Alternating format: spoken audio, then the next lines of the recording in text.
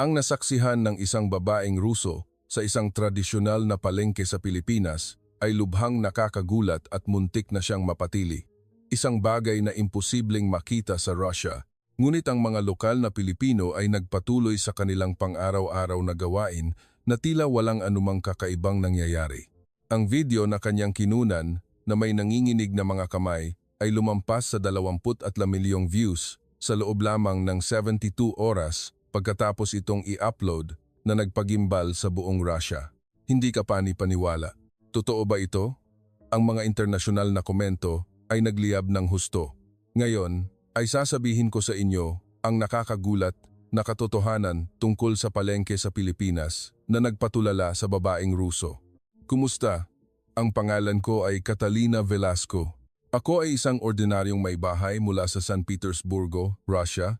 Nagpasya akong isulat ang salaysay na ito dahil sa isang hindi kapani-paniwalang pangyayari na nangyari sa akin sa Pilipinas at hanggang ngayon ay tila hindi pa rin totoo. Hanggang ngayon, sa tuwing naaalala ko ang eksenang iyon, bumibilis ang tibok ng puso ko.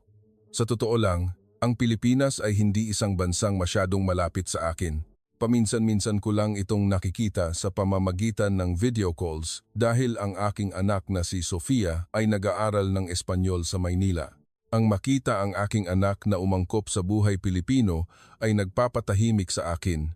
Gayunpaman, hindi ko inakala na isang tawag sa madaling araw, ng araw na iyon ay lubusang magpapabago sa aking buhay. Ito ay isang malamig na gabi ng Oktubre sa San Petersburgo. Ang nanunuot na hangin na nanggagaling sa Ilog Neva ay malakas na bumabayo sa aking bintana at sa malayo ay naririnig ang sigaw ng mga lasing. Ako ay mahimbing na natutulog, naririnig ang hilik ng aking asawa. 4:17 ng madaling araw, walang tigil na tumunog ang telepono sa tabi ng kama. Sa simula, inakala ko na panaginip lang ito, ngunit patuloy na tumunog ang telepono at ang aking asawa na natutulog sa tabi ko ay gumalaw sa iritasyon. Sino kaya ito? Ikiniskis ko ang aking antok na mata at kinapa ang telepono. Nang makita ko ang pangalan sa screen, kinilabutan ako.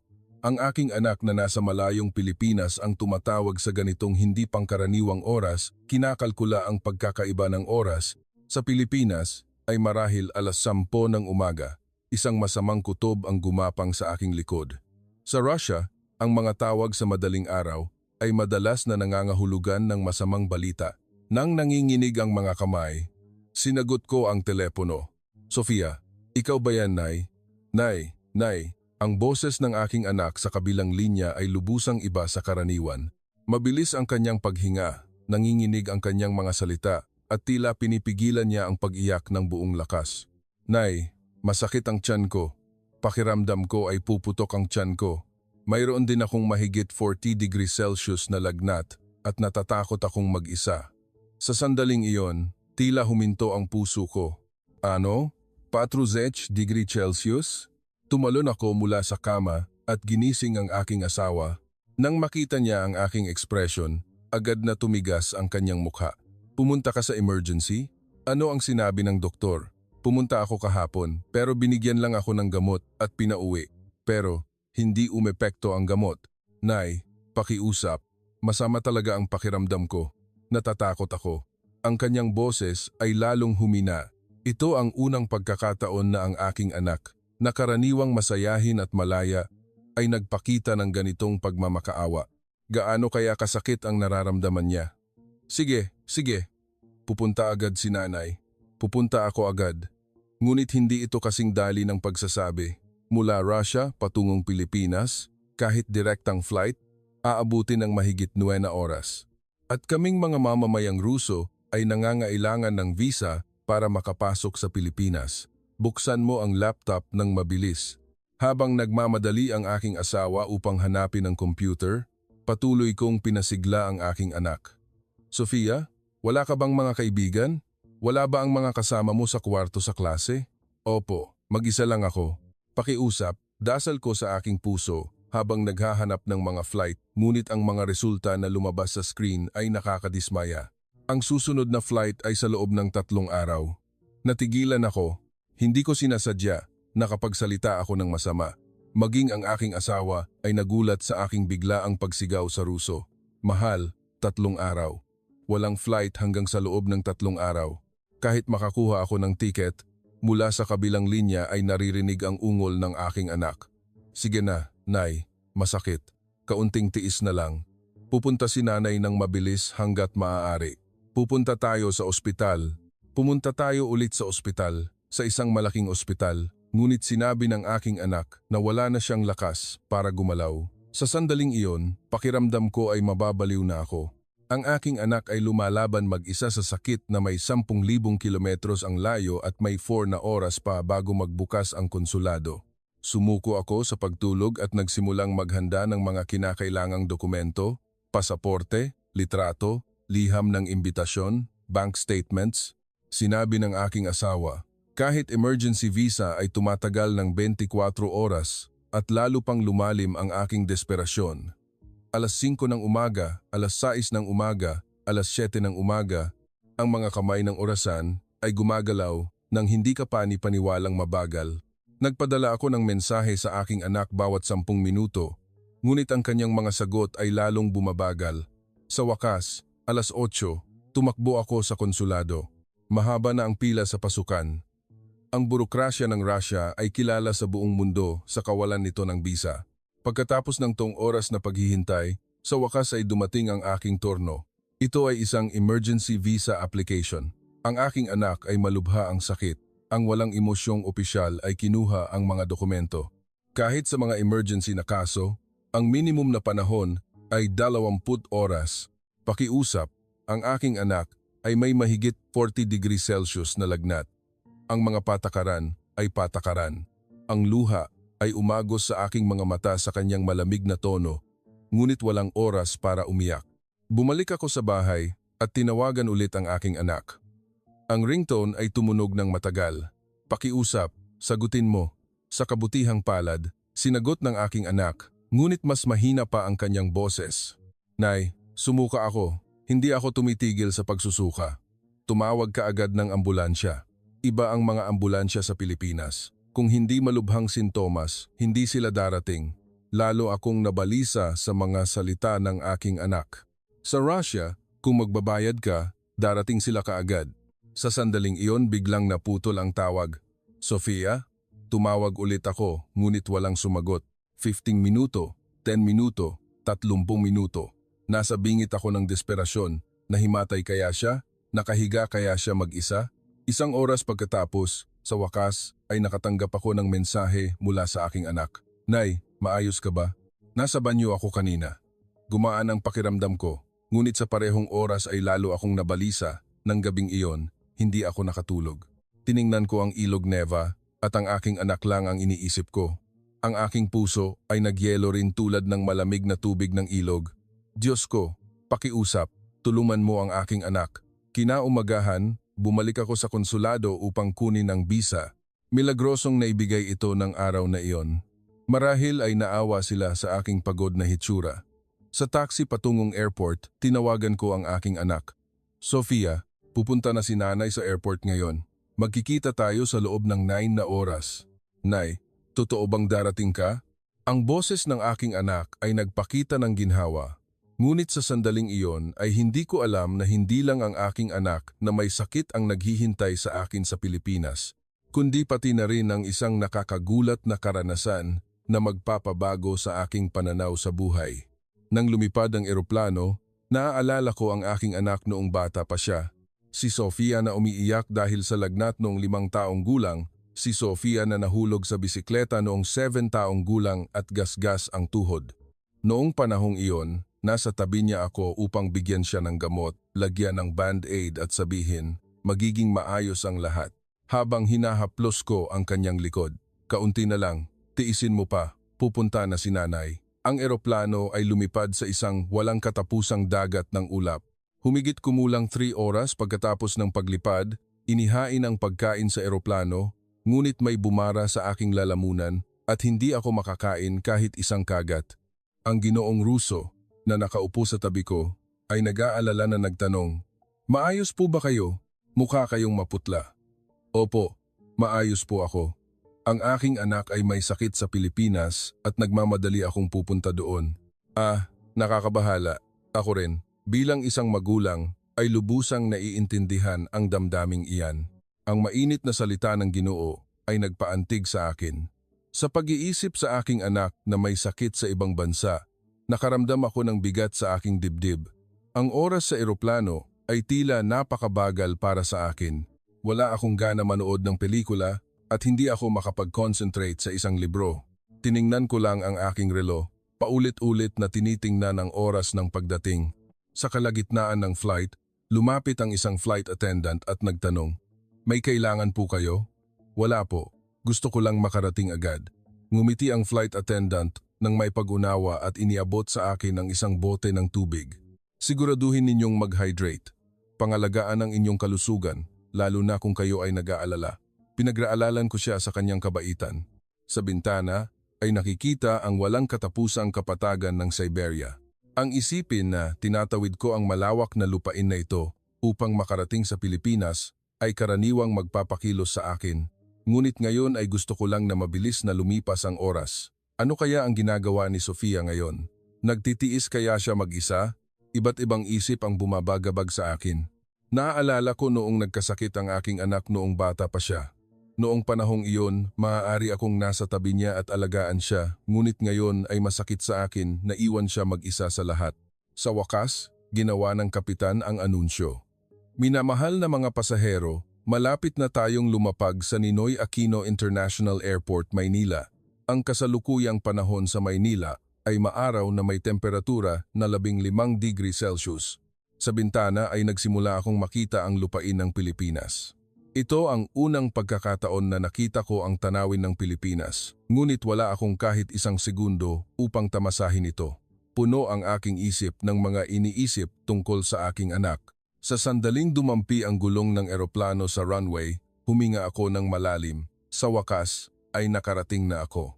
Ang mahabang paglalakbay na 9 na oras ay natapos na. May mahabang pila sa immigration control, ngunit kaya ko na itong tiisin ngayon. Ang isipin na malapit ko nang makita ang aking anak ay nagbigay sa akin ng lakas. Dahilan ng pagpasok, tanong ng opisyal ng immigration. Ang aking anak ay may sakit, nag-aaral siya dito. Tiningnan ako ng opisyal at mabilis na nilagyan ng selyo. Siguradong ang aking pagod na ekspresyon ay nagpahiwatig sa kanya ng aking pagmamadali. Kinuha ko ang aking mga maleta at lumabas ng airport kung saan ako sinalubong ng mainit na sikat ng araw ng tagsibol. Mas mainit dito kaysa sa Russia, ngunit wala akong oras para tamasahin ang panahon. Habang sumasakay ako ng bus patungong sentro ng Maynila, pinagmamasdan ko ang tanawin sa bintana, ang mga skyscraper, ang malinis na kalye, ang maayos na hitsura ay humanga sa akin. Ito ay lubusang iba sa kapaligiran ng Russia. Sa bus, tinawagan ko ang aking anak, Sofia. Nakarating na si nanay. Papunta na ako ngayon sa Maynila. "Nay, totoo bang dumating ka?" Namiss kita ng sobra. Ang boses ng aking anak ay mahina pa rin, ngunit tila medyo kalmado nang malaman na dumating na ako. Isang oras pagkatapos, ang tanawin ng Maynila ay lumitaw sa aking mga mata. Sa pagtawid sa isang ilog, naaalala ko ang Ilog Neva ng aking bayang Sinilangan. Kahit parehong uri ng anyong tubig, lubusang iba ang eksena. Sa wakas ay nakarating ako sa lugar kung saan nakatira ang aking anak. Gaano kaya kalubha ang kanyang sakit at anong mga nakakagulat na pangyayari ang masasaksihan ko dito? Bumaba ako ng bus at nagtungo sa apartment na inupahan ng aking anak. Malakas ang tibok ng puso ko habang naglalakad sa eskinita. Nakarating ako sa tapat ng apartment at nag-doorbell. "Nay," pagbukas ng pinto, niyakap ako ng aking anak. Mukha siyang payat, ngunit sa kabutihang palad ay mas maayos ang kanyang kalagayan kaysa sa aking inakala. "Sofia, sigurado akong sobrang nahirapan ka. Ngayon na narito na si nanay, huwag kang mag-alala. Ang apartment ng aking anak ay maliit ngunit malinis. Ito ay isang studio sa estilo ng Pilipinas na may kakaibang istruktura mula sa Russia ngunit tila komportable. Nay, pasensya na, inalala kita. Ano ka ba?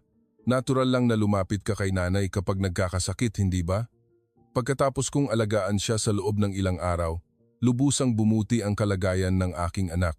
Ito ay gastritis dahil sa stress, ngunit mabilis ang paggaling marahil dahil sa kapanatagan ng pagkakaroon ng kanyang ina sa tabi niya. Nang makita kong bumalik ang kulay sa mukha ng aking anak, gumaan din ang pakiramdam ko. Pagkatapos ng humigit kumulang 1 linggo, inalok ako ng aking anak. Nay, maayos na ako, kaya ipapasyal kita sa paligid. Ang tradisyonal na palengke na ito ay napaka-interesante. Palengke? Marami rin yan sa Russia, hindi ba?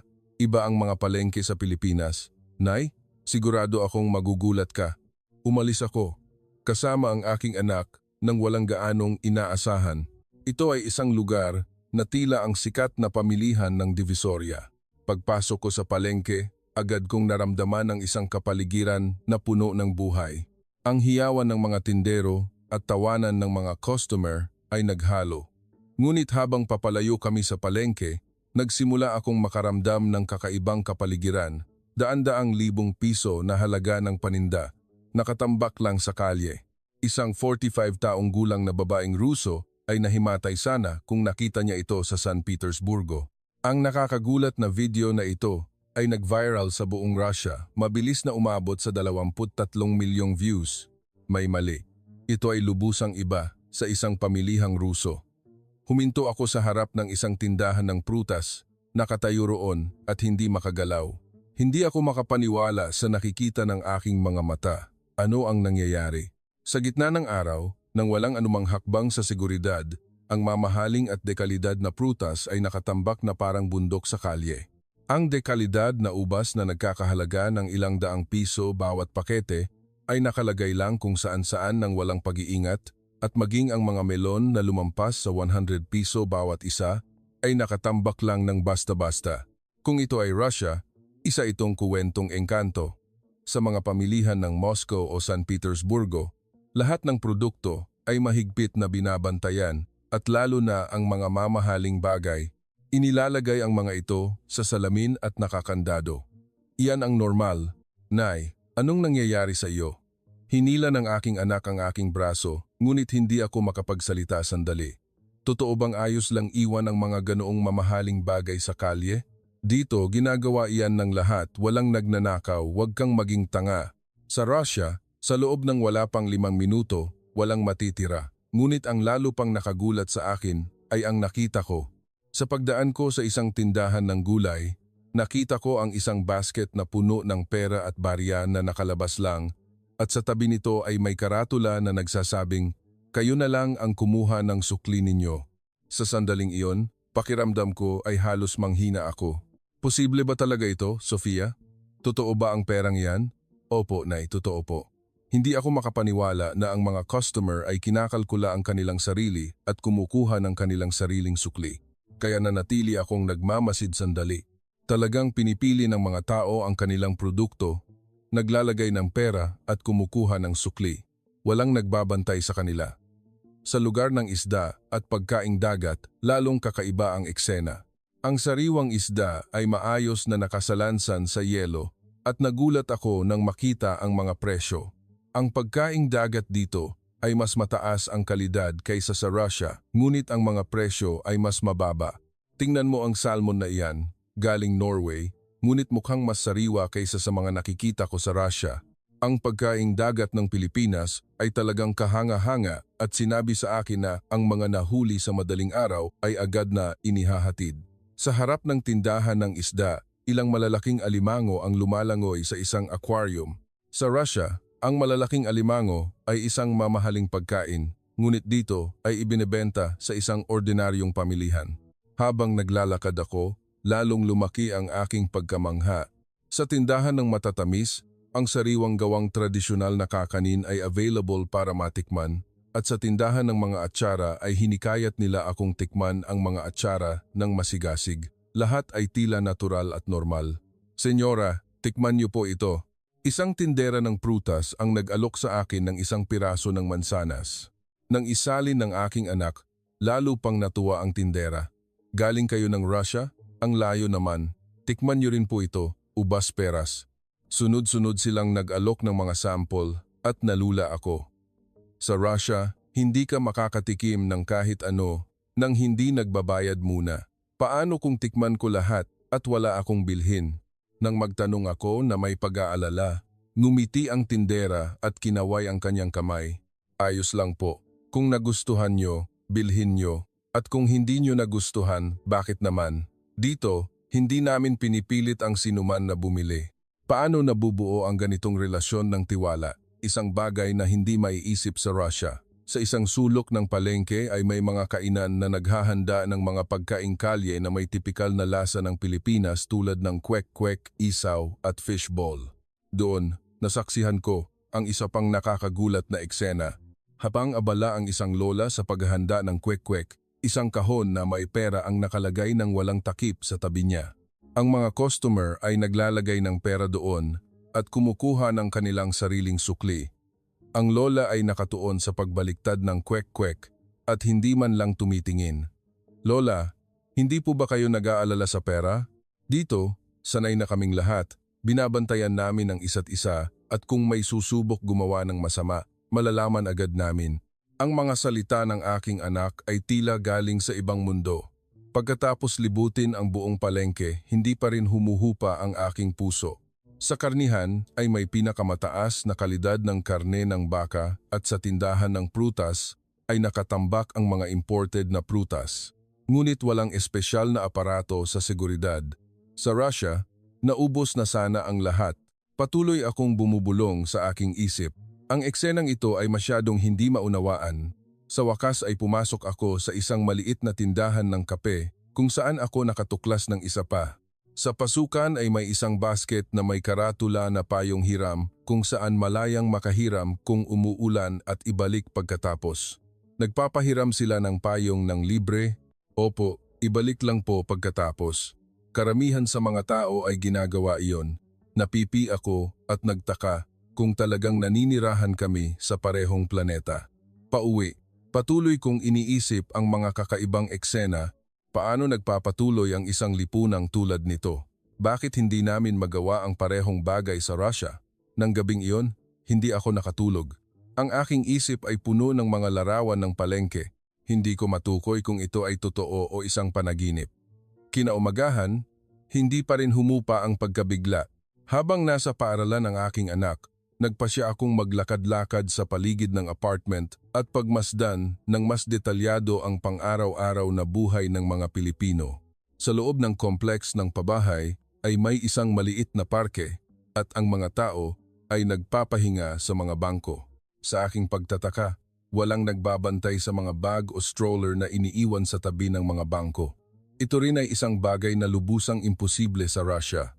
Habang naglalakad, nakasalubong ko ang isang babaeng Ruso na nakatira sa parehong complex, may blonde na buhok at asul na mata. Agad kong nalaman na siya ay kababayan. Kumusta? Galing po ba kayo ng Russia? Nang batiin ko siya sa Ruso, agad na lumiwanag ang kanyang mukha. Ay, ang saya namang makita kayo. Ako si Marina. Ang aking asawa ay nagtatrabaho sa Sony at naninirahan kami dito sa loob ng 3 taon.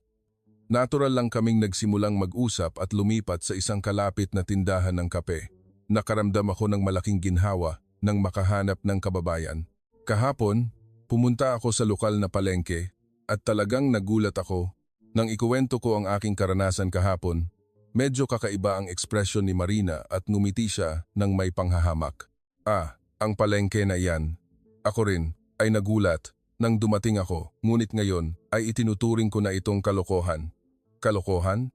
Isipin mo ng mabuti.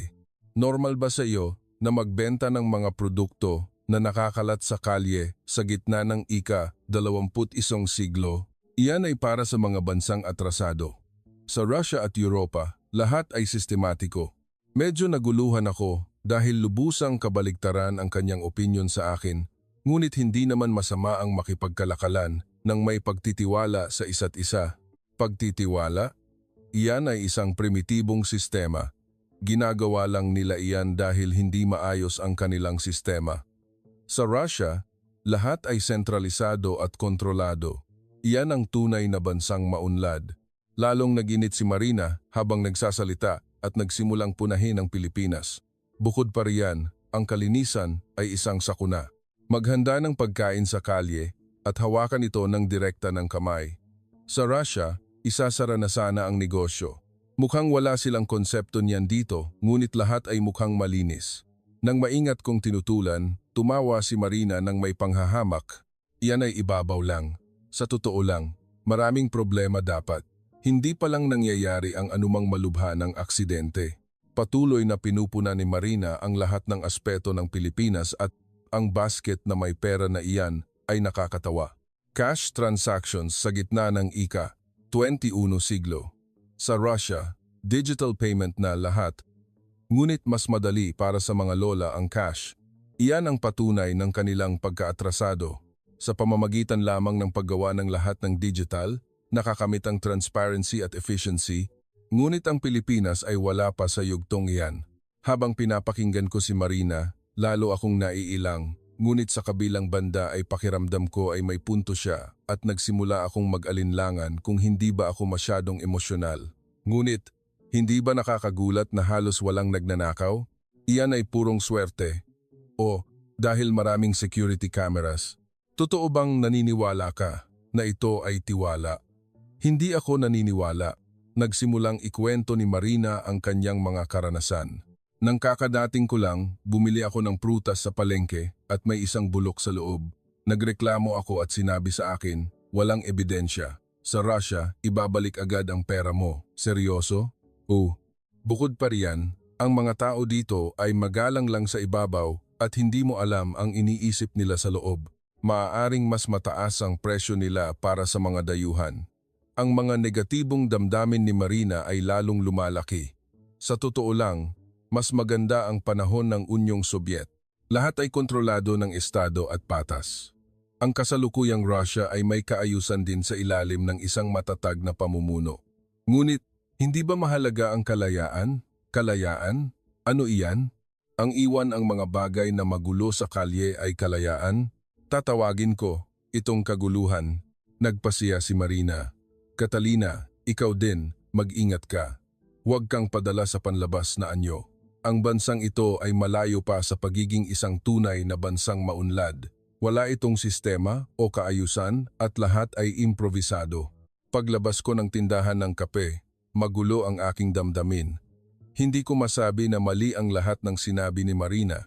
Mula sa pananaw ng Ruso, maaaring ganito ang tingin niya. Pauwi, sa pagdaan ko ulit sa palengke, ang mga prutas ay nasa kalye pa rin at malayang hinahawakan at pinipili ng mga tao. Ito ba ay talagang pagkaatrasado o tayo ba ang nakatali sa ating mga ideya? Nalito, ako. Ang eksena na kahapon ay tila napakaganda at kahanga-hanga pagkatapos kong marinig si Marina ay iba na ang tingin. Nang gabing iyon, ikinuwento ko sa aking anak ang pag-uusap namin ni Marina. Mukhang hindi talaga naiintindihan ng ginang na iyon ang lugar na ito. 3 taon na siyang naninirahan dito at hindi pa rin makawala sa mga prehuwisyo. Pero hindi naman lahat ng sinasabi niya ay mali, hindi ba, Nay? Bukas ng umaga, sabay tayong pupunta sa palengke. Sa ganoong paraan, makikita natin ang katotohanan. Naintriga ako sa proposal ng aking anak. Paano kaya ang palengke sa madaling araw? Tama ba si Marina o ang aking intuisyon? Kinaumagahan, 5:00 ng umaga, habang madilim pa ang kalangitan, umalis kami ng bahay ng aking anak. Ang malamig na hangin ay pumasok sa aking baga, nagpatalas sa aking isip. Wala ito kung ikukumpara sa lamig ng Russia, ngunit malamig ang hangin sa madaling araw sa kahit saan. Nay, kung pupunta tayo sa ganitong oras, makikita natin kung paano naghahanda ang mga tindero, gaya ng sinabi ng aking anak. Pagdating namin sa palengke, nakabukas na ang mga ilaw at sunod-sunod na nagbukas ang mga tindahan. Nagsimula akong magmasid ng tahimik. Ang unang nakita ko ay ang kalinisan. Hindi lang nililinis ng tindero ang harapan ng kanyang negosyo, kundi pati na rin ang mga pasilyo sa paligid. Nagbubuhos siya ng tubig para humupa ang alikabok at maingat na nililinis ang mga istante gamit ang basahan. Magandang umaga, ang sipag niyo naman, ang aga pa. Nang isalin ng aking anak ang aking pagbati, ngumiti ng malapad ang Ginoo. Ito ay basic lang.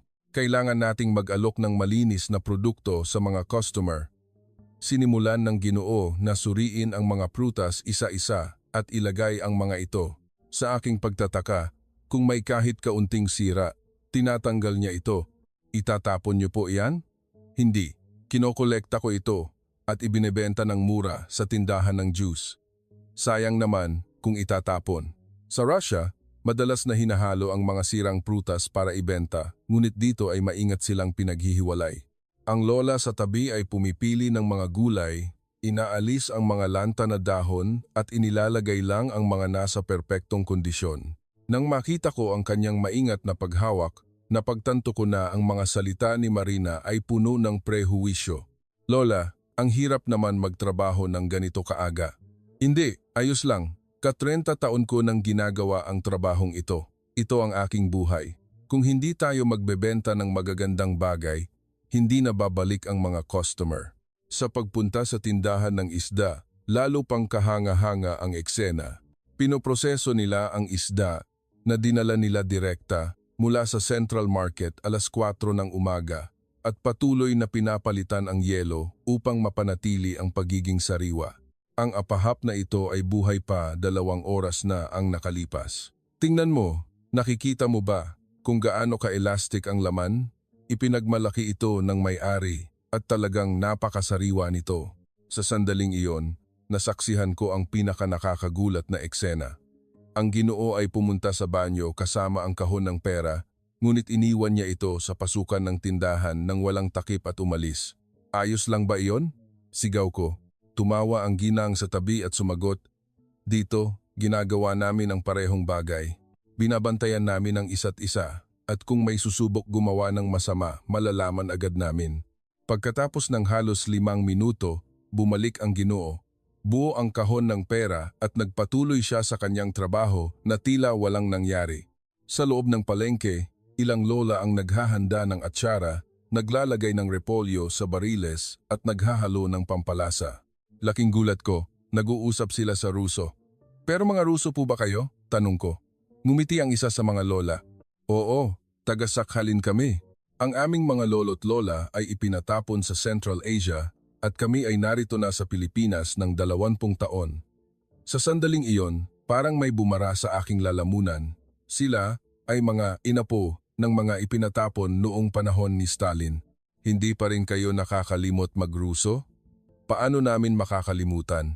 Ito ang aming ugat, ngunit ngayon, ito na ang aming tahanan." Pinunit ng lola ang isang piraso ng atsara, inilagay sa plastic bag at ibinigay sa akin. Nostalgia ang naramdaman ko nang marinig kong galing ka ng Russia. "Tikman mo." "Ay, hindi. Babayaran ko. Wag na. Tayong mga Ruso na parehong wika ang sinasalita. Maliit na bagay lang ito." Sa Pilipinas, ang mga ganitong bagay ay tila natural lang. Sa pagdanas ko ng kanilang mainit na kabaitan, muntik na akong umiyak. Hindi ko akalain na ang ugnayan ng mga kababayan sa ibang lupain ay makapagpapainit ng husto sa puso. Habang naglalakad sa palengke, paulit-ulit akong naantig sa katapatan ng mga tindero. Sa isang tindahan ng prutas, nakita ko kung paano nagbayad ng 100 piso nang sobra ang isang binata nang hindi sinasadya at ang may-ari, isang Ginoo, ay tumakbo upang ibalik ang pera. Ang kanyang imahe, hingal na hingal at nagsasabing, "Nakalimutan mo ang sukli mo," ay talagang kahanga-hanga. Sa isang tindahan ng matatamis, inalok kami ng may-ari na tikman ang sariwang gawang mochi at masiglang inimbitahan kami. "Malamig, kumain kayo ng mainit na mochi." Ang kanyang pagkabukas palad ng walang inaasahang kapalit ay talagang nakakaantig. Bandang alas 7 ng umaga, nabuhay ang palengke. Napuno ang mga kalye ng mga taong namimili bago magtrabaho at mga matatanda na naglalakad sa madaling araw. Ngunit ang pinakanakakagulat ay sa kabila ng dami ng tao, lahat ay nananatili sa kaayusan. Nagbibigayan sila, nagpapakita ng pagsasaalang-alang. Lahat ay nangyayari ng natural. Nakita ko ang isang binata na kusang lumapit upang tulungan ang isang lola sa kanyang mabibigat na pinamili. Ang kanyang kilos ay maayos, higit pa sa isang pambihirang gawa ng kabaitan, tila ito ay normal lang. Hindi ko sinasadya, nasabi ko ng malakas, ito ay mas sibilisado kaysa sa Russia. Sa wakas ay pumasok ako sa isang maliit na kainan ng taco sa palengke. Kahit maaga pa, ang masarap na amoy ng taco ay lumulutang sa hangin. "Senyora, bigyan niyo po ako ng taco," pakiusap. Habang nag-order ang aking anak, pinagmamasdan ko ang paligid. Nakakagulat, dito rin ay bukas ang kahon ng pera at ang mga customer ay kumukuha ng kanilang sariling sukli. Hindi ko sinasadya. Nagtanong ako, "Hindi po ba kayo nalulugi sa ganoon?" Ngumiti ang may-ari at sinabi, "Minsan may nagkakamali, ngunit karamihan sa mga tao ay napakatapat at mayroon pa ngang nagiiwan ng kaunting sobra." Muli akong nagulat sa mga salita ng may-ari. Habang kumakain ako ng taco, naaalala ko ang lahat ng nakita ko ngayong umaga. Ito ay hindi isang primitibo at atrasadong sistema tulad ng sinabi ni Marina, kundi isang maunlad na kultura na nakabatay sa malalim na tiwala. Pauwi, nagtanong sa akin ang aking anak, "Nay, ano po ang iniisip mo ngayon?" Nagkamali si Marina ng lubusan.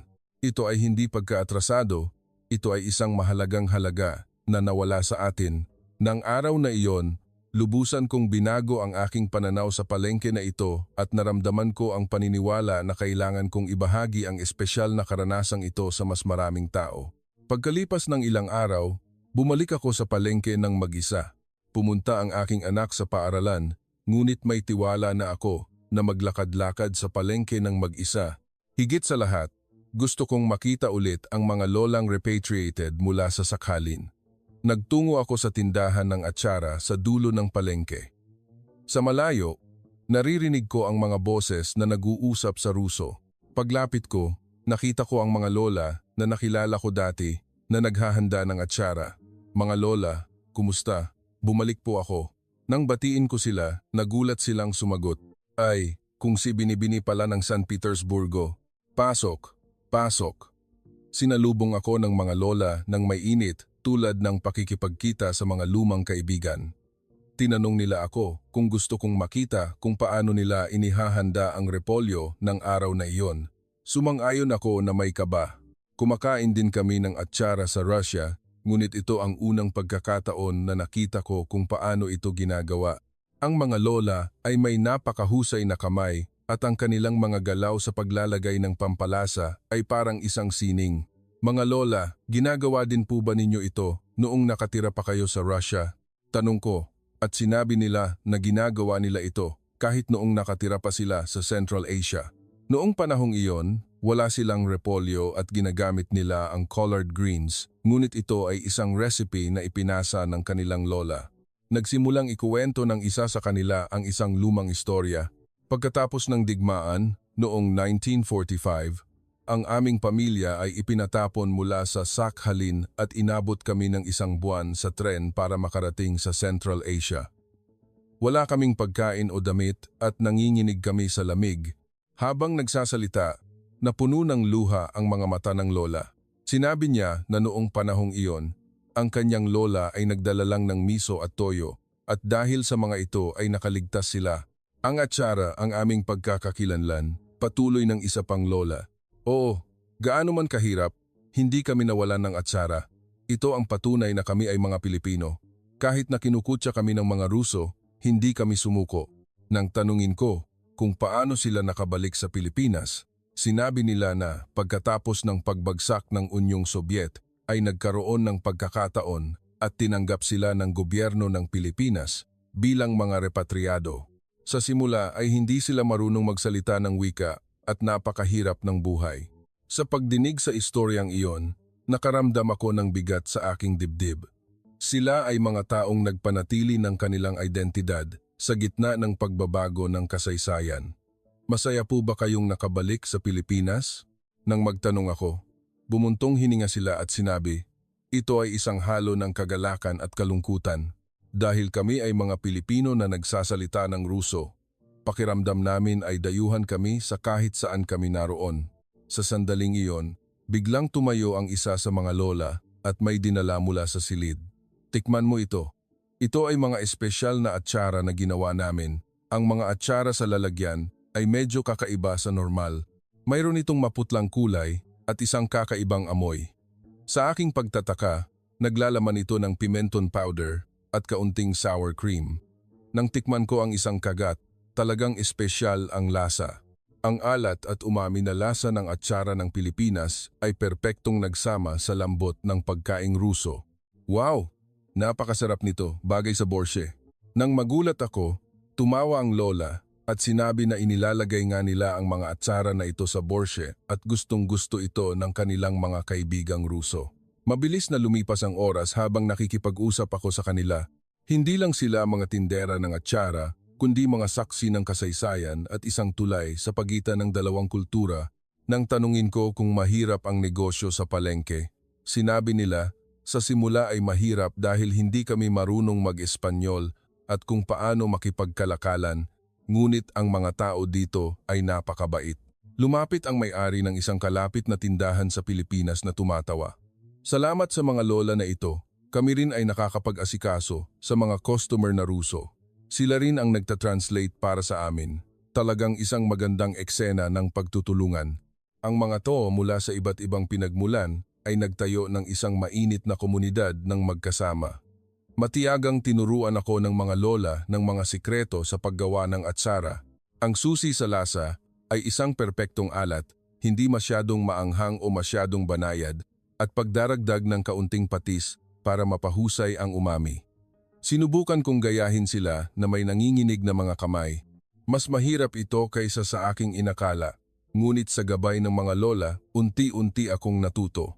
Pinuri nila ako na mabilis akong matuto at pinakitunguhan ako ng may pagmamahal na tila ako ang kanilang apo. Sa sandaling iyon, isang binibining Ruso ang pumasok sa tindahan na hirap magsalita ng Espanyol.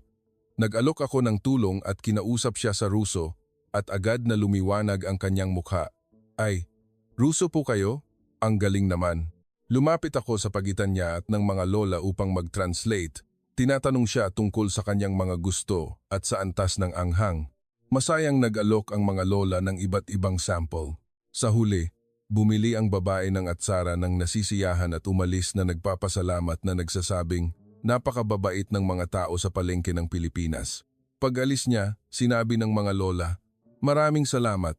Karaniwan, kapag may dumarating na customer na Ruso, mahirap ang translation. Nangako ako na babalik upang tumulong habang nasa Pilipinas ako. Nagbiro ang mga lola na nagsasabing, kung gayon ay kailangan ka naming bayaran. Ngunit sa kanilang tono ay may sinseridad. Sa aking pagpapaalam, binigyan nila ako ng isang malaking bariles ng atsara. Ito ay isang halo ng estilo ng Ruso at Pilipino at sinabi nila, kainin mo ito kasama ang anak mo. Tumanggi ako na nagsasabing masyadong marami ito, ngunit sinabi ng lola, nagkakaisa din kami kapag may problema kami sa Russia. Ganoon kami nabubuhay. Ang tumanggap ay magbigay din. Ang parirala na iyon ay lubusang nagpaantig sa akin. Pauwi, patuloy akong nag-iisip. Lubusang hindi napansin ni Marina ang mainit na kabaitan ng tao na ito. Nagpasya siya, batay lang sa panlabas na anyo. Sa gabi, kumain kami ng atsara kasama ang aking anak at sinubukan kong gumawa ng borshe na may atsara sa estilo ng Ruso. Napakasarap ng lasa. Nagtaka rin ang aking anak na ito ay isang kahanga-hangang bagay na ipinanganak mula sa pagtatagpo ng mga kultura. Nang gabing iyon, isinulat ko sa aking talaarawan. Ngayon ay nasaksihan ko ang tunay na kagandahan ng multikulturalismo. Nakarinig ako ng isang kuwento ng luha at pag-asa na naghalo sa mga atsara. Ang palengke ay hindi lang lugar para bumili at magbenta ng mga bagay, kundi isang lugar kung saan nagtatagpo ang mga tao at kung saan nagsasama ang mga kultura. Kung makita ito ni Marina, magbabago ang kanyang isip. Kinaumagahan, isa na akong regular sa palengke na ito. Kinikilala ako ng mga may-ari ng tindahan at masiglang bumabati sa pagdaan ko, lalo na sa mga lola. Nakipagkaibigan ako at nagtiti kami ng magkasama. Isang araw, nakita ko ang isang interesanteng eksena sa harap ng isang tindahan ng prutas. Bumili ang isang binata ng mansanas at nagbayad ng 1,000 piso, ngunit ang may-ari, dahil sa pagmamadali, ay nagkamali at nagbigay sa kanya ng 10,700 piso na sukli sa halip na 700. Pinagmamasdan ko siya na may kuryosidad upang makita kung ano ang gagawin niya. Kung Russia iyon dati, marahil ay umalis na sana siya nang walang sinasabi. Ngunit sa aking pagtataka, gumawa siya ng ilang hakbang. Bumalik at sinabi sa may-ari, "Ginoo, nagkamali po kayo. Sa sukli, sobra ang ibinigay niyo sa akin." Nagulat ang may-ari. Sinuri ito. Paulit-ulit na nagpasalamat at pinuri siya na nagsasabing, ang mga kabataan ngayon ay talagang tapat. Nang makita ko ang eksenang ito, muli akong namangha na dito. Ang katapatan ay isang bagay na normal lang. Kaunti pa ang nilakad ko at huminto ako sa harap ng isang tindahan ng tako. Tanghali na at maraming tao ang nakapila. Nakita ko ang isang babae na mukhang empleyado ng opisina na umorder ng isang bagay, ngunit napansin niya na nakalimutan niya ang kanyang wallet at naging hindi komportable ang kanyang mukha. Nerbiyos, sinabi niya. Nakalimutan ko ang wallet ko sa opisina. Ngunit ang may-ari, ngumiti at sinabi sa kanya, huwag kang mag-alala, kainin mo na iyan ngayon. Maaari mo akong bayaran sa susunod? Nagulat ang babae, nagtanong, totoo po bang ayos lang? At nangako, mamayang hapon, dadalhin ko ito ng walang mintis. Sinabi ng may-ari ng tapat, kung nagugutom ka, wala kang lakas. Sige na, kumain ka. Nagulat ako at nalula. Ang payagan ng isang bagong customer na magbayad pagkatapos ay isang bagay na hindi maiisip sa Russia. Kung wala kang pera, hindi ka makakabili ng kahit ano. Iyan ang ginintuang panuntunan. Ang pinakanakakagulat ay pagkalipas ng humigit kumulang 2 oras, bumalik nga ang babae upang magbayad at bumili pa ng inumin para sa may-ari bilang pasasalamat. Paulit-ulit siyang nagpasalamat, sinasabing salamat sa may-ari, hindi siya nagutom. Ang mga transaksyon na nakabatay sa tiwala tulad ng mga ito ay bahagi ng pang-araw-araw na buhay. Dito, tinanong ko ang may-ari kung wala bang hindi bumabalik upang magbayad. Sinabi niya, sa loob ng 40 taon ng negosyo, halos hindi nangyari ang ganoong bagay. Hindi natin maaaring pagdudahan ang karamihan sa mga mabubuting tao dahil sa ilang eksepsyon. Hinangaan ko ang pilosopiya ng may-ari. Pagkatapos, sa tindahan ng isda, nakita ko ang isang lola na bumili ng isdang maya-maya at pag-uwi niya ay napansin niya na binigyan siya ng may-ari ng isa pang isda, kaya bumalik siya upang bayaran ang sobra. Sinabi ng may-ari, akin ang pagkakamali, iyon na lang iyan. Nagpumilit ang lola na magbayad. Ang pagbibigayan ng magkabilang panig ay isang napakagandang eksena. Sa sandaling iyon, ang Ginoo na nakaupo sa tabi ko ay naghulog ng 1,000 piso. Agad ko itong pinulot at tinawag siya. Lumingon ang Ginoo, paulit-ulit na nagpasalamat at pinuri ako sa pagiging tapat. Napansin niya na may accent na Ruso ang aking Espanyol at tinanong ako kung ako ay dayuhan. Nang sabihin ko na galing ako ng Russia, nagulat siya at sinabi, maganda rin ang Russia, at tinanong niya ako kung ano ang iniisip ko sa Pilipinas. Sumagot ako, ito ay isang kamangha-manghang bansa, lalo na ang palengke na ito. Ngumiti ang Ginoo nang may pagmamalaki at sinabi, ang palengke na ito ang may pinakamainit na kabaitan ng tao. Sinabi niya sa akin na 60 taon na siyang naninirahan doon at dati ay mas malakas pa ang kabaitan ng tao at tiwala. Sinabi niya na pinananatili pa rin ang diwang iyon. Sinabi ko, sa Russia, hindi ganoon. Lalo na pagkatapos ng panahon ng Soviet ay may kakulangan ng tiwala sa pagitan ng mga tao. Tumango ang Ginoo at sinabi, ang tiwala ay hindi nabubuo ng magdamag. Ito ay isang akumulasyon ng maraming taon at kapag ito ay nasira, mahirap itong buuin muli. Ang mga salitang iyon ay puno ng karunungan. Sa hapon, pumunta ako sa bangko upang palitan ang ruble sa piso. Maayos na ipinaliwanag sa akin ng empleyado na maganda ang palitan ngayon. Ngayon, pagkatapos ng palitan at paglabas, aksidente kong nahulog ang 1,000 piso sa counter, ngunit tumakbo ang empleyado upang ibalik sa akin. Ang lahat ng mga insidenteng ito ay nagpadama sa akin ng malalim ang kabaitan at katapatan ng bansang ito. Ano kaya ang nangyari kung sa isang bangko sa Russia iyon? Marahil ay naiwan lang iyon doon. Bumalik ako sa palengke at huminto sa isang tindahan ng gulay. Bibili ako ng aprikot. Ngunit ang may-ari ay naglagay pa ng ilang piraso sa bag ko. Sinabi nila sa akin na galing ka ng Russia. Maliit na bagay lang ito. Natigilan ako. Paano niyo po nalaman? Ang mga balita dito ay mabilis kumalat. Bukod pa riyan, maraming customer na Ruso ang dumarating, sabi niya. Tila ang buong palengke ay isang malaking pamilya kung saan lahat ay nagkakakilala at nag-aalagaan sa isa't isa. Pauwi, pumasok ako sa isang maliit na supermarket. At doon nasaksihan ko ang pinaka-nakakaantig na eksena. Isang batang elementarya ang tila walang 10 piso para bumili ng candy. Nakayuko ang bata at sinabi, "Lola, kulang po ako ng 10 piso."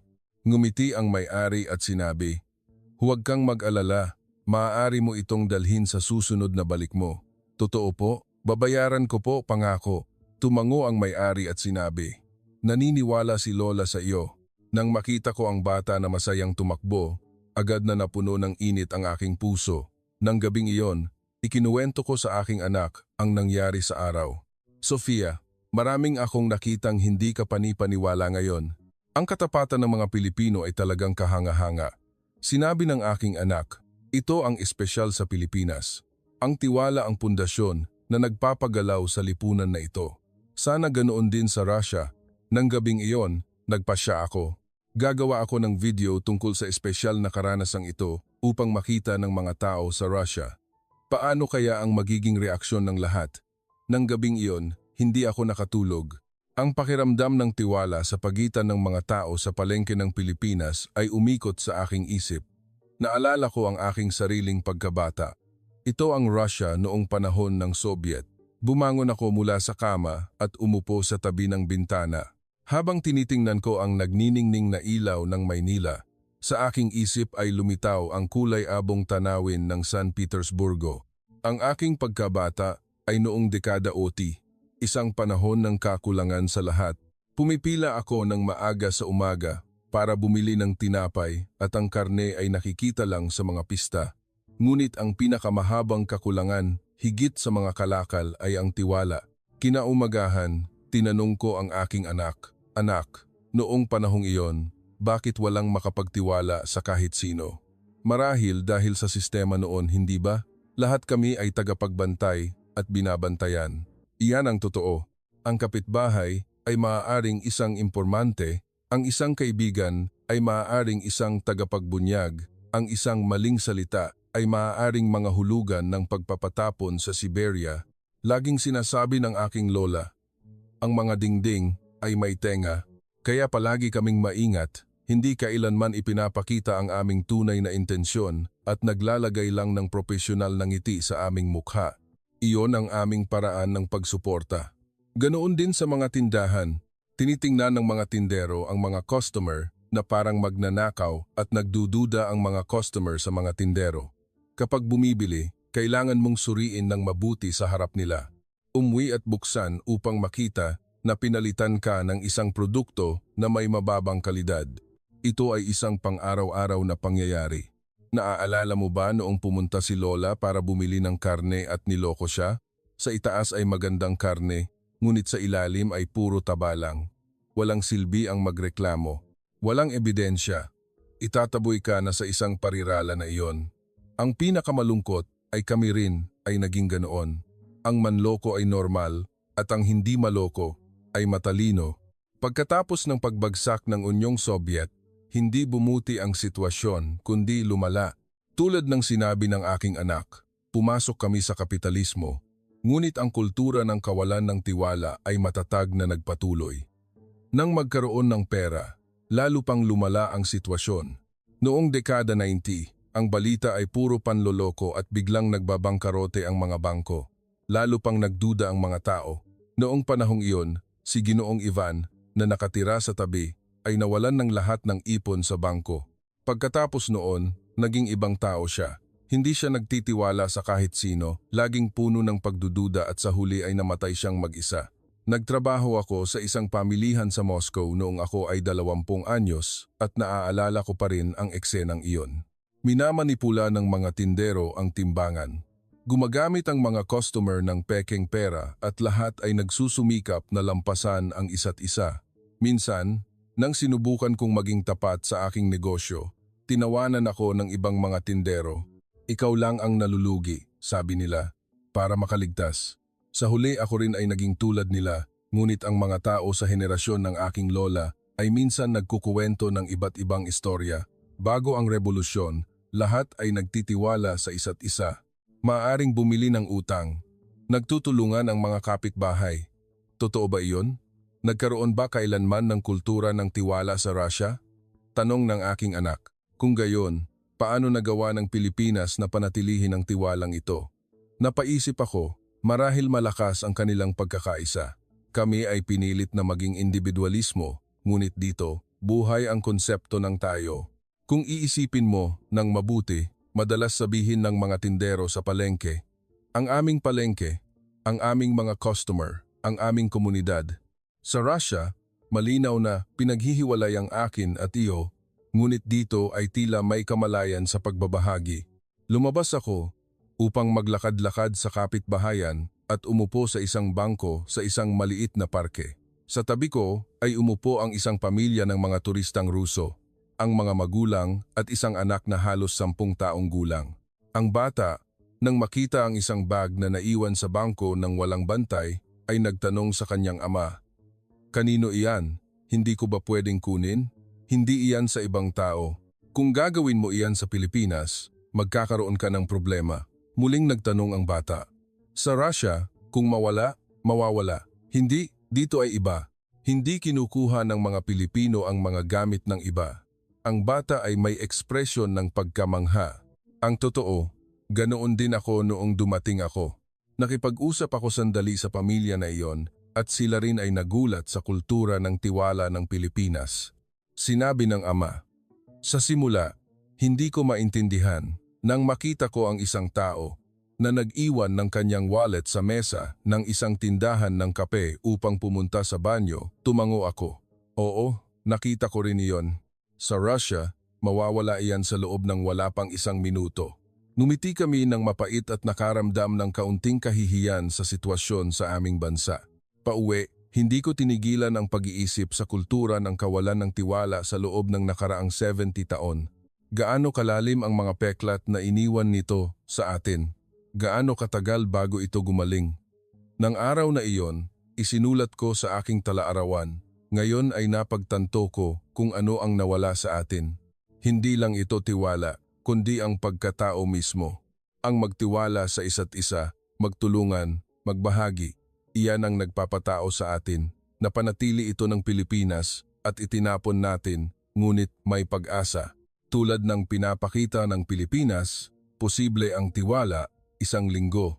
Pagkatapos, sa wakas ay nagpasya akong gumawa ng video tungkol sa aking mga obserbasyon sa palengke ng Pilipinas upang ipakita sa mga Ruso. Tinulungan ako ng aking anak sa pagre-record. "Nay, anong mga eksena ang gusto mong i-record?" Sinabi ko, gusto kong i-record ang mga eksena na sa tingin ng mga tao ay pinakanakakagulat. Ang basket ng sukli, ang mamahaling prutas sa kalye, ang mga transaksyon ng utang. Pumunta kami sa palengke ng maaga sa umaga at sa pahintulot ng mga tindero ay nagsimula kaming mag-record. Lahat sila ay buong pusong nagbigay ng kanilang pahintulot. Ang unang shot ay sa tindahan ng prutas.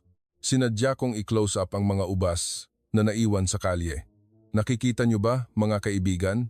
Ang isang bungkos ng ubas na ito ay nagkakahalaga ng 300 piso.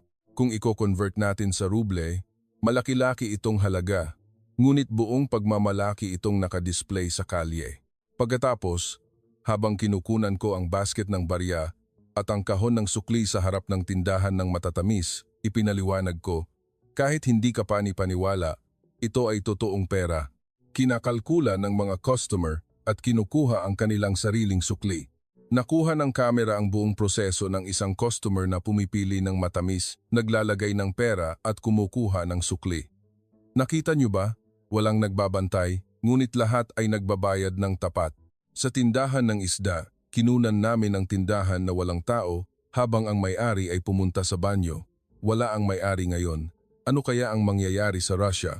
5 minuto pagkatapos, bumalik ang may-ari, ngunit buo ang mga produkto. Ang pinakanakakaantig ay ang panayam sa isa sa mga lola nating Ruso na matagal nang naninirahan sa Pilipinas. Sinabi niya sa akin sa Ruso, "Napakahirap ng panahon na pinagdaanan namin at nawala ang lahat sa amin, ngunit nakahanap kami ng pag-asa sa Pilipinas. Ang mga tao dito ay nagtiwala sa amin." Habang pinapakinggan ko ang kanyang istorya, napuno ng luha ang aking mga mata. Ang tiwala ay isang bagay na hindi mo alam kung gaano kahalaga hanggat hindi mo ito nawawala. Sa panahon ng pag-edit, nagtanong sa akin ang aking anak, "Nay, anong pamagat ang ilalagay natin?" Ilagay natin, isang babaeng Ruso na nagulat sa palengke ng Pilipinas. Sinabi ng aking anak, "Hindi ba parang clickbait ang pamagat?" Ngunit sinagot ko siya, "Para mas maraming makakita." Nagdagdag kami ng mga subtitle sa Ruso at background music at kinumpleto ang isang 15 minutong video. Sa wakas, tiningnan ko ang camera at sinabi, "Mga kababayan kong Ruso, nabuhay ako ng 45 taon ngunit hindi pa ako nakaramdam ng ganito kalaking pagkabigla tulad ngayon. Napanatili ng Pilipinas ang nawala sa atin. Ito ang tiwala. Hindi ba ito ang tunay na tanda ng isang maunlad na bansa? Hindi ang mga skyscraper o ang pera, kundi ang tiwala sa pagitan ng mga tao. Kaya rin natin, hindi natin dapat gawin." Pagkatapos i-upload ang video sa VK, isang Russian social network, natulog ako. Puno ako ng pag-asa at pagkabalisa. Kinaumagahan, ginising ako ng telepono. Ang aking anak, "Nay, nag-viral. Nakita mo ba ang views?" Mabilis kong binuksan ang aking telepono. Sa isang gabi, lumampas sa 500,000 ang views at may libu-libong komento. Totoo ba ito? Hindi ka pani-paniwala. Wow! Gusto kong pumunta sa Pilipinas. Bakit tayo nabubuhay ng ganito? Dapat makita ito ni Presidente Putin. Habang binabasa ko ang mga komento, nanginginig ako. Karamihan sa mga tao ay nagpahayag ng pagkamangha at pagtanggap. Isang partikular na komento, ang napakaganda. "Ako ay isang lola na 100 taong gulang at noong bata ako, ganoon din ang aming bayan. Nagtutulungan kaming lahat. Kailan tayo naging ganito?" Umiyak ako nang makita ko ang video. Isa pang komento ang nagsasabing, "Mayroon akong tindahan sa Moscow at nang makita ko ito, nagpasya akong magsimulang magtiwala sa aking mga customer simula bukas." Sa tanghali, lumampas sa 2 milyon ang views at lubusang nagliyab ang video sa Russian internet. Pagkatapos ay may nangyari na hindi inaasahan. Isang sikat na blogger ang nagbahagi ng aking video at sumulat, "Ito ang tunay na kapitalismo. Ang ginagawa natin ay wild capitalism." Ang artikulong ito ay nagpasimula ng isang malaking debate. Posible ba talaga ang isang ekonomiya ng tiwala? Paano ito nagawa ng Pilipinas? Dahil ba sa edukasyon o dahil sa pagkakaiba-iba ng kultura? Nang gabing iyon, nakatanggap ako ng request para sa interview mula sa isang Russian online newspaper. Ang video ay nagdulot ng malaking epekto. Nagtanong ang mamamahayag, "Naniniwala po ba kayo na posible ang kultura ng tiwala ng Pilipinas sa Russia?" "Opo, naniniwala ako na posible." Nagdaan din ang Pilipinas sa mahihirap na panahon pagkatapos ng digmaan, ngunit nagawa ng mga tao na magbago dahil nagsimula silang magtiwala sa isa't isa. Kaya rin natin, nang mailathala ang interview, lalong naging masigasig ang reaksyon. Sa isang linggo, lumampas sa 20 milyong views at lumampas sa 100,000 ang mga komento. Ang pinaka-nakakagulat ay talagang nagsimula ang pagbabago. Isang tindahan ng kape sa San Petersburgo ang nagbukas ng tindahan ng tiwala at ilang tindahan sa Moscow ang nagsimulang magpatupad ng pagbebenta ng walang tauhan. Nagsimulang lumabas ang mga resulta. Sinabi ng may-ari ng isang tindahan, "Sa simula ay nag-aalala ako, ngunit sa aking pagtataka, lahat ay napakatapat at mayroon pa ngang nag-iiwan ng kaunting sobra. Hindi ko akalain na isang video lang ang makakapagdulot ng ganoong kalaking pagbabago, ngunit ang pinakamalaking pagbabago ay nangyari kay Marina, humigit kumulang 2 linggo pagkatapos mag-viral ang video habang naglalakad sa complex ng pabahay. Nakita ko si Marina na naglalakad sa malayo. Sandali akong nag-alinlangan. Nakita kaya niya ang video? Ano kaya ang mararamdaman niya kung nakita niya ito? Ngunit hindi ako nagtago. Nakita ako ni Marina muna at lumapit. Ang kanyang ekspresyon ay lubusang iba sa dati. Walang bakas ng malamig at mayabang na saloobin. Sa halip ay mukha siyang medyo nakayuko.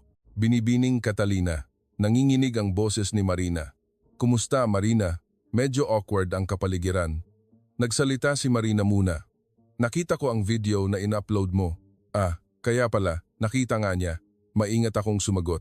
"Hindi. Gusto ko lang ibahagi ang aking karanasan." Agad na namula ang mga mata ni Marina at umagos ang luha. Patawad, patawad na patawad. Nagulat ako. Umiiyak ang matapang na si Marina. Marina, anong nangyayari sa iyo? Umupo tayo at mag-usap. Umupo kami sa isang kalapit na bangko at pagkatapos umiyak sandali ay kumalma siya. Ako ay talagang bobo. Nang makita ko ang video mo, gusto kong magtago sa ilalim ng bato. Pinunasan niya ang kanyang luha at nagpatuloy. Ang totoo, nang dumating ako dito 3 taon na ang nakalipas, nagulat din ako tulad mo, ngunit ayaw kong aminin. Ayaw kong aminin na nagkamali kami, na atrasado kami. Marina, iyan ay pagmamataas ng Ruso. Naniwala ako na kami ang pinakamahusay, kaya palagi kong minamalit ang Pilipinas. At umamin si Marina, laging sinasabi sa akin ng aking asawa na marami akong matutunan mula sa Pilipinas. Ngunit hindi ako nakinig at inakala ko pa nang naiimpluwensyahan siya ng dayuhan. Umiyak ulit siya. Kahapon, ipinakita sa akin ng aking asawa ang video mo at sinabi, ang naintindihan ng iba sa loob ng 3 linggo, hindi mo naintindihan sa loob ng 3 taon. Nanginginig ang boses ni Marina. Tama siya. 3 taon akong nakapikit. Ayaw kong makita ang katotohanan at sinasadya kong iwasan ito. Hinawakan ko ang kamay ni Marina. Huwag kang mag-alala, kapag iniisip mong huli na, sa totoo lang ay iyon ang pinakamaagang oras. Tiningnan ako ni Marina na may pagkabalisa. Maaari din akong magsimula ulit? Maaari din akong makita ang mundong ito ng tama? Oo naman. Sa simula, nalilito din ako, ngunit nang buksan ko ang aking puso, nakita ko ang isang lubusang kakaibang mundo. Huminga ng malalim si Marina. Sa totoo lang, mayroon pang mas nakakagulat. Ang aking anak ay lumayo sa kanyang mga kaibigang Pilipino dahil sa akin, dahil palagi akong nagsasalita ng masama tungkol sa Pilipinas. Sa pagsasabi nito, umiyak ulit siya. Kahapon, sinabi sa akin ng aking anak habang umiiyak, napakababait ng lahat ng aking mga kaibigang Pilipino, ngunit dahil sa iyong mga prehuwisyo, palagi akong nagtatayo ng pader. Ngayon gusto kong makasundo ulit ang lahat. Inalo ko si Marina. Mabilis magkaibigan ang mga bata. Huwag kang mag-alala. Catalina, may pabor akong hihingin sa iyo. Sabi ni Marina na nagmamakaawa. Dadalin mo ba ako sa palengke? Sa pagkakataong ito ng walang prehuwisyo, ng bukas ang puso, gusto kong maramdaman talaga. Oo naman. Pumunta tayo bukas ng maaga. Sa unang pagkakataon, lumitaw ang isang taos-pusong ngiti sa mukha ni Marina. Nagpatuloy siya. Bukod pa riyan, gusto kong makilala ang mga lolang Pilipino na may istorya. Nakita ko sila sa video, ngunit ang malaking pinsala na ginawa namin sa kanila, nabara ang mga salita ni Marina. Ang mga lola ay napakababait na tao, siguradong masaya kanilang tatanggapin. Kinaumagahan, dinala ko si Marina sa lokal na palengke. Nararamdaman ni Marina ang lahat ng sariwa na tila ito ang unang pagkakataon na dumating siya. Napakagaling. Paano ito posible? Sa harap ng tindahan ng prutas, nagsimulang sumigaw si Marina sa tunay na paghanga. Sa loob ng 3 taon na ito, dumaan ako dito ng napakaraming beses, ngunit hindi ko kailanman seryosong pinagmasdan. Nang makita ang basket na may pera, nanatili siyang tahimik ng matagal. Napakabobo ko, tinawag kong atrasado ang isang napakagandang tiwala. Nang makilala niya ang mga lolang Pilipino, lumuhod si Marina. Mga lola, patawad sa lahat ng ginawa namin sa inyo. Ang mga lola, nagulat, ay nagmamadaling itinayo si Marina. Ay, anong ginagawa mo? Tumayo ka. Ang nakaraan ay nakaraan na. Kailangan nating mabuhay sa kasalukuyan. Ang isa sa mga lola, habang pinupunasan ang luha ni Marina, ay sinabi, kami rin ay natuto ng pagpapatawad. Yan ang itinuro sa amin ng buhay sa Pilipinas. Matagal na umiyak si Marina. Sa kanyang luha ay naghalo ang mga sugat mula 70 taon na ang nakalipas at ang kanyang sariling mga prehuwisyo. Mga lola, gusto ko rin pong matutunan kung paano ako magiging tulad nyo. Madali lang, kailangan mo lang maniwala. Kung magbibigay ka ng tiwala, natural na babalik ito sa iyo.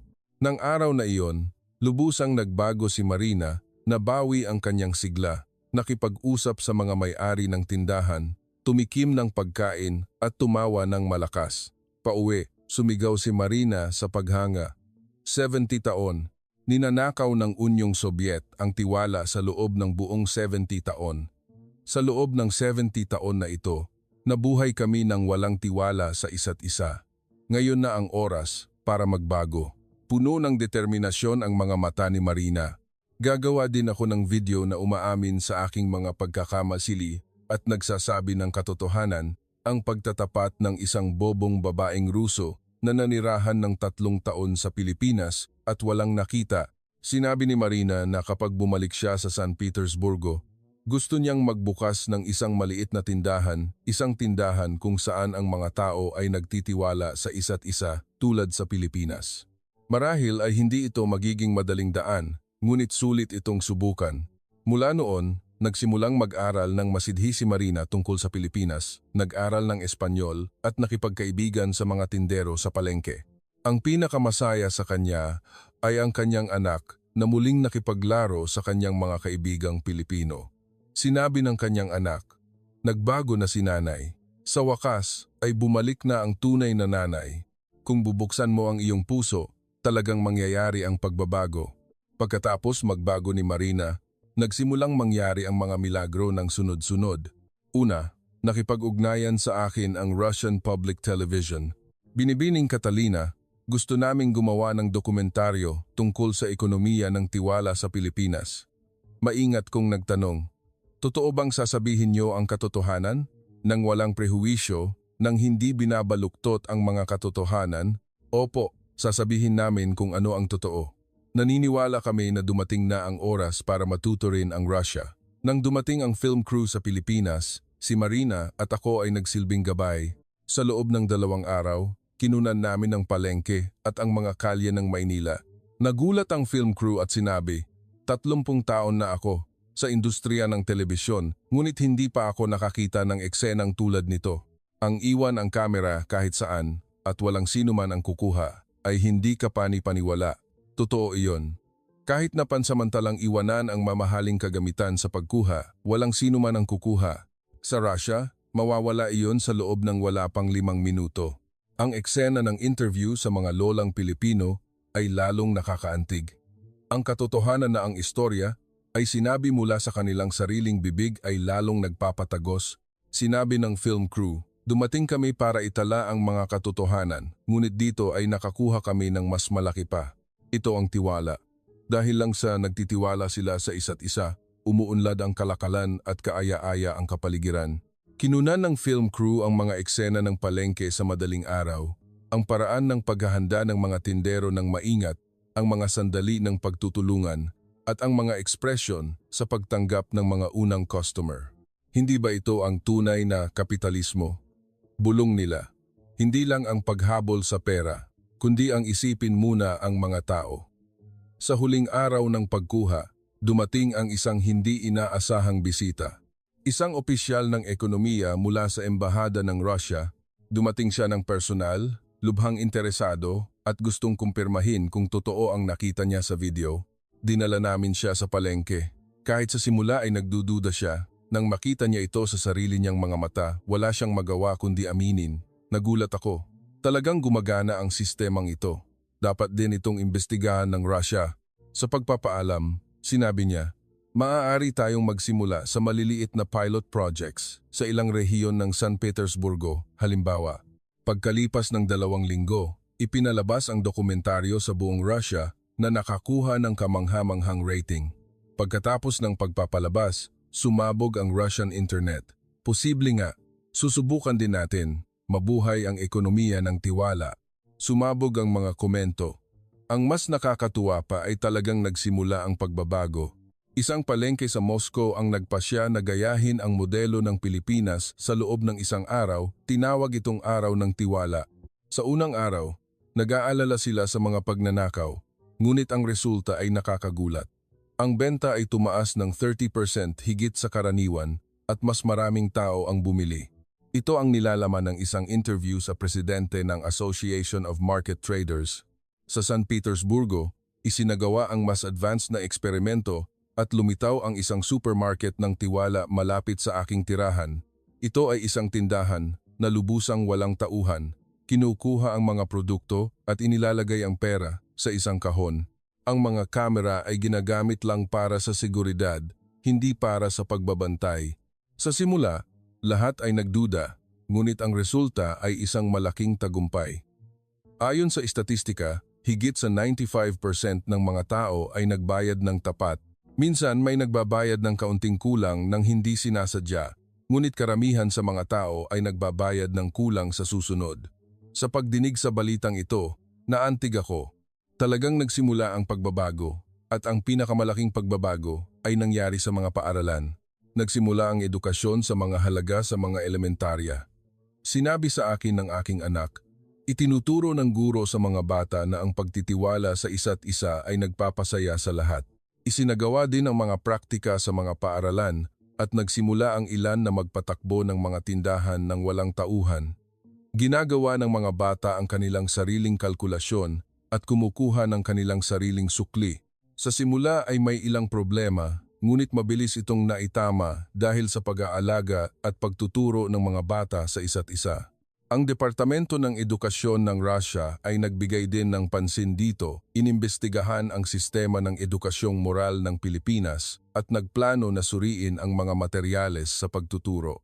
Habang papalapit ang tagsibol, bumilis ang takbo ng pagbabago. Isinagawa ang mga eksperimento ng tiwala sa iba't ibang rehiyon. Nakatanggap ako ng email mula sa isang negosyanteng Ruso. Nang makita ko ang video mo, nagpasya akong magtiwala sa aking mga empleyado. Inalis ko ang time record at hinayaan silang magtrabaho ng autonomously at ang produktibidad sa halip ay tumaas. Mayroon din isang komento mula sa isang may-ari ng maliit na panaderya. Nagbago ako sa estilo ng Pilipinas at pinayagan kong mag-alok ng mga sample at doble ang bilang ng regular na customer. Ang pinaka-nakakaantig ay ang balita ni Marina. Nagbukas siya ng isang maliit na tindahan na tinatawag na Tindahan ng Tiwala sa San Petersburgo. Sa simula ay sinabi ng lahat na baliw siya, ngunit ngayon ay isang lugar na ito ng pagmamalaki sa komunidad. Nang makita ko ang litrato na ipinadala sa akin ni Marina, tila isang palengke sa Pilipinas na may mga prutas na nakadisplay sa labas at isang basket ng pera sa tabi. Sabi niya, bawat araw ay umuunlad kami. Minsan may problema, ngunit karamihan sa mga tao ay tapat. Tila ang nakatagong kabaitan sa puso ng mga tao ay nagising. Nang makita ko ang lahat ng pagbabagong ito, napagtanto ko, ang buto ay nandoon na. Sa loob ng puso ng mga Ruso ay mayroon ding buto ng tiwala at katapatan, tanging ang buto na iyon ay nagyelo sa loob ng 70 taon. Ngayon ay dumating ang tagsibol at ang buto na iyon ay nagsimula ng umusbong. Nay, malapit na akong bumalik sa Russia. Hindi ka ba malulungkot? Malulungkot ako, ngunit ngayon ay may pag-asa ako dahil nakita ko na kayang magbago ng Russia. Ganoon nga, gusto kong dalhin ang lahat ng natutunan ko sa Pilipinas at lumikha ng isang maliit na pagbabago. Sa Ilog Neva ay dumating din ang tagsibol sa huli. Matagal na panahon bago ito dumating, ngunit dumating din. Naniniwala ako na sa hinaharap ay darating ang mas maraming tagsibol sa puso ng mga tao, sa ating lipunan at sa hinaharap. Ito ang kamangha-manghang istorya na naranasan ni Catalina, ang babaeng Ruso, sa isang palengke sa Pilipinas. Ngunit, ano sa tingin nyo?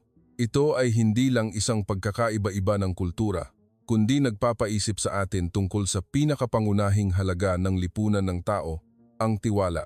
Tulad ng mainit na simoy ng tagsibol ng Pilipinas na humihip sa isang lupain na nagyelo sa loob ng 70 taon, hindi ba natin maaaring itanim din ang mga buto ng pagbabago sa ating sariling kapaligiran?